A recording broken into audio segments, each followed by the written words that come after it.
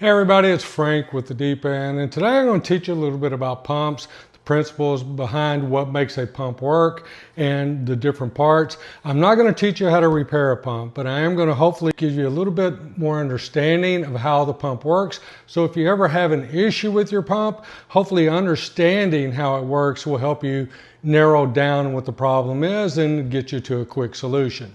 Now, typically on this pump, we will be plumbed to the pool, to the skimmers, and to the floor drains through this plumbing right here. This is the suction side plumbing, and this comes into the strainer pot or the pump pot.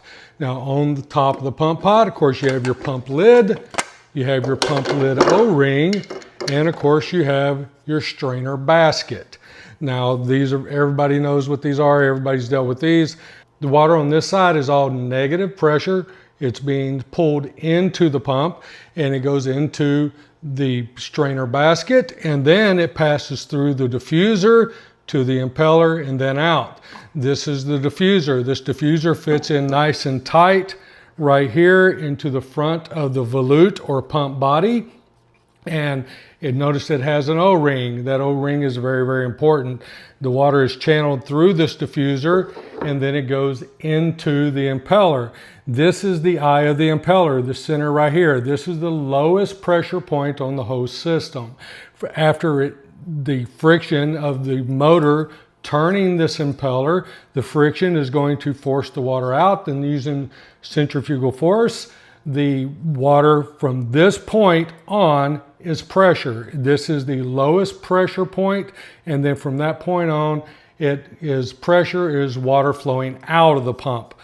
And this is your sill plate, and you can see that in the sill plate where the impeller, the shaft of the motor would come through this hole right here, and then this impeller would thread onto that shaft, and this shaft sill is very, very important.